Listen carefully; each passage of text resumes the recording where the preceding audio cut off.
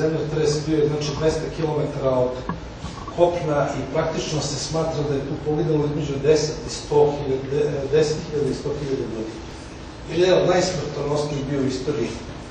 Pošto nije bilo fotografija, video, materijala, crteži samo govore na tu temu koliko je to bilo smrtonosno. 1755. godine. Neke animacije koje su rađene, evo kako se širio taj talas, ovde za koliko sati je došao talas do određenih delova zemaljske kugle. Ono što je karakteristično i za Japan, i za Portugal, onda i za sve prirodne katastrofe, to su beda, pljačka i tako dalje, pa je puno objekata tu stradalo, zapaljeno, a jednostavno portugalski kralj naredio da se oni pljačkaši postavljaju i povešaju. Jedan od naučnika, to na ovom sajtu možete da vidite, Franks verzije, kad su ga pitali da pogleda šta će se desiti 9. marta ove godine kada počinje ovaj poslednji svet, on je pogledao, a i dalje smo dobio tsunami, da su svi seizmografi u svetu poludeli. Ali još nije mogao da najavi da će da bude katastrofa kako se desilo u Japanu. Ajde, mogu da najavi šta su mogu da uradi za 2 dana, ništa.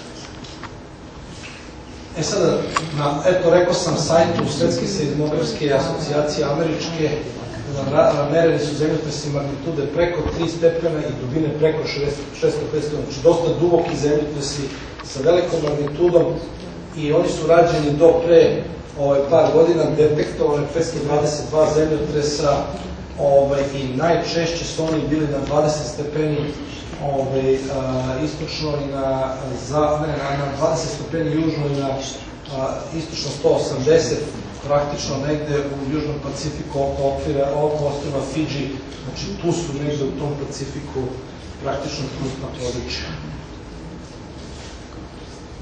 Inače, Zemlja se sastoji od par elemenata. Prvi je zemljina kora koja je debela između 60 i 120 km, a ovde unutra je usijano na jezgru, smatra se da je temperatura jezgra i sastav isti kao temperatura Sunca.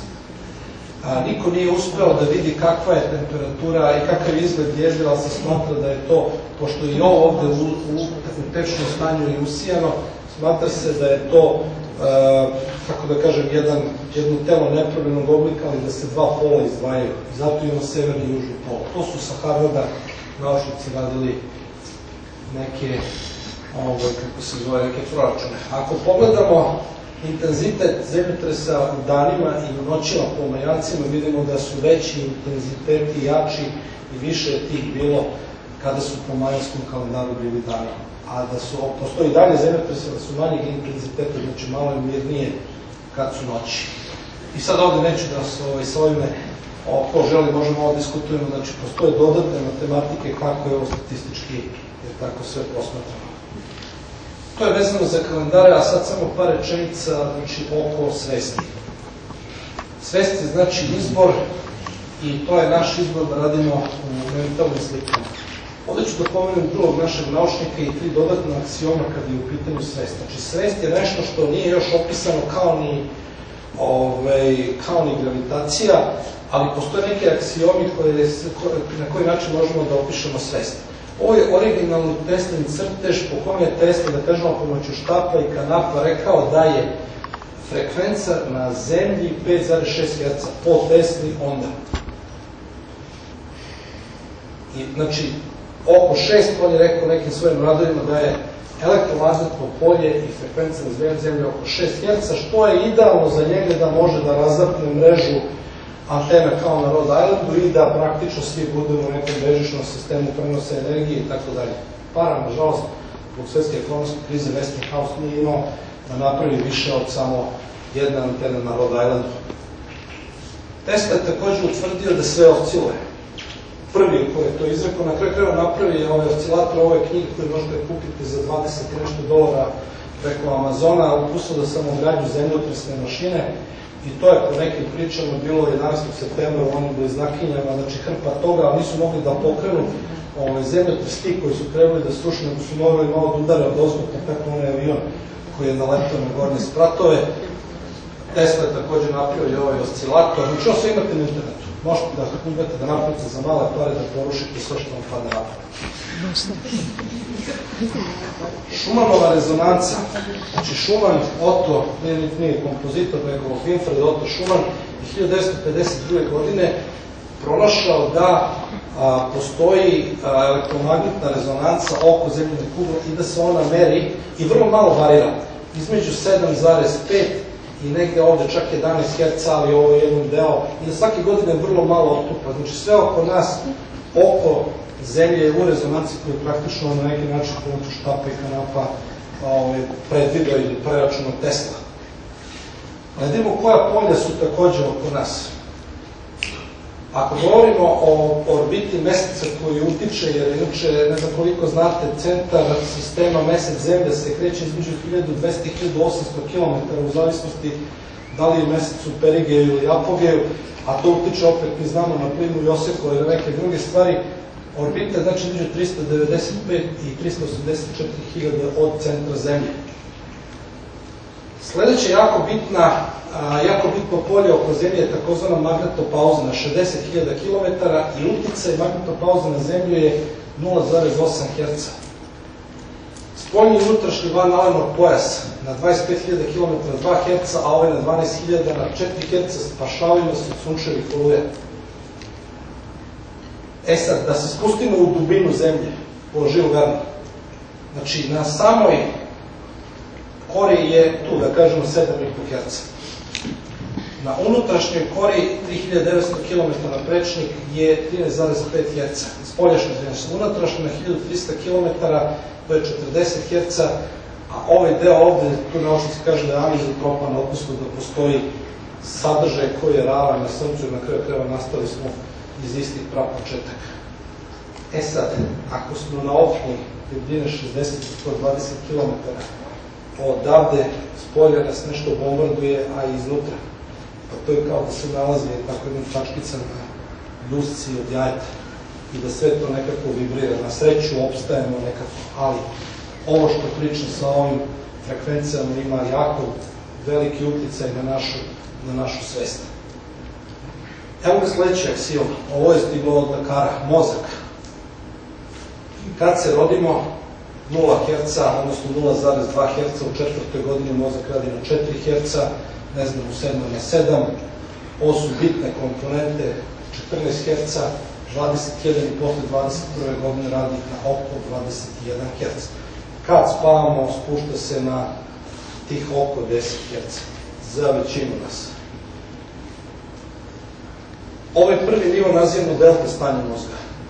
Ovo je ovde nazivamo teta, alfa i beta stanje. Mi smo dominantni svi u beta stanju, primetite da ako je 10 Hz nivo spavanja, deca od 10 godina imaju 10 Hz i deca uzrasta 9 do 11 godina najbolje uče. Nalaze se u prirodnoj frekvenciji, a ovo je opet u paru sa onom Schumannovom konstantom i sa okruženjem. I sad, ovde možemo da kažemo da u ovom delu, ovde od 14 pa na gore, osjećamo fizički svet, sva čula nam rade, osjećamo prostor i vreme. U ovom delu smo u takozvanom spiritualnom svetu, ne osjećamo i ne znamo šta je prostor i vreme, ovde ne znamo šta je. Polje vezano za akciju, polje za razmišljanje, polje za spavanje. Ovde je nivo, znači, bez osjećaja bola, a inače u alfa stanje možemo da se spustimo i sami, rekli smo, i spavanje. Ovo je mesto jogina, a ovo je transcendentalna meditacija. Znači, vežbanje možemo da se spustimo na te najdublje nivoje pravilnim vežbanjem. Osjećamo spoljašnost, svesne nivoje, opet kako se zove, osjećamo interno, kako se zove spoljne nivo, unutrašnjost, ovde je nivo nesvesnog. Šta bi bila svest? Prvo, frekvencije su za ljudski mozak zajedničke karakteristike kao i za sva živa bića na zemaljskoj kugli i interakcija između ljudi i univerzuma, ili da kažem i zemlje, takođe postoji. Sad, zašto sam sve ovo rekao, ovaj ceo blok, od toga što su pronašli kod Maja nešto što liči na nekakav kristal. To se zove majanski galaktički kristalni hologram. Ova tačka je jako važna ovde. Ona se zove Hunab Ku, valjda i nikako ne može da se locira koja je to tačka u prostoru, a postoji pretpostavka da odatle iz tog dela svemira odavde stižu frekvencije koje su ravne za nas zemljane Šumanove konstante. I da cela priča vezana za ovo, ja ću preskočiti to danas, ali ako ima pitanja, mada ja ne znam mnogo odgovora, tu možemo diskutujemo tu par Majanaca, kao što je Senka, ona je daleko bolje znao mene, ona to koristi. Intuiciju takođe možemo da po Majancima definišemo kao sposobnost da nešto momentalno shvatimo bez potrebe za svesnim rezonovanjem. Evo, ja ću da ispreskačem neke stvari, nije tu baš toliko ni bitno, ali kada posmatramo sadašnjost, prošlost i budućnost, na samom početku sam rekao, mogu to je ovako plastično da prikažem, znači što idemo više ka budućnosti svako od nas, to imamo više šansi da dođemo do cilja. Ako smo imali neke 3 šanse u prošlosti, imamo 8 sada, a samim iskustvenim, da kažem, sazrevanjem i promašajima na kraju krajeva uspevamo da dođemo do cilja u budućnosti. Evo, ja ću to da preskočim, neke stvari sam već napomenuo i ranije, to toliko baš ne bitno. Pomenuo sam Terence McKenna, I Ching. I Ching je jedna japanska knjiga gde praktično na malo drugčiji način kad se to matematički razvija neke harmonike kao i majanski kalendar dolazi do iste pribome. To je Terence McKenna uradio, on je među nama više, ali koliko ima pitanja ili koliko možda želite da neki postavim predavanje na tu temu, ja sam hteo da izbacim, znači veze između kineskog načina poimanja sveta i majanskog praktično je dva različita grupa simbola i za kraj, pošto imam tu drugari iz košarke, znao sam da će biti tu šta, znači ovo je poslednji trenutak, evo, pogled Michaela Jordana i ovaj poslednji sekund pre nego što će ući lopta u koš, praktično 9. nivo očaj, da li će da uđe ili neće, ili, pošto je Bata tu Saleta, se sećamo jer kako i ove utakmice u Badaloni, vidimo da su svi u očaju, to je ovaj, jer tako 9. nivo Partizan Juventud protiv Badalona u Istanbulu u finalu Lige šampiona. Govorim, ti tad nisi bio Partizan, nisi tako. Da, to je otprilike ono sve što sam imao da vam kažem za danas. Ako sam pretpred, izvinjam se, kao što kaže ovaj pis.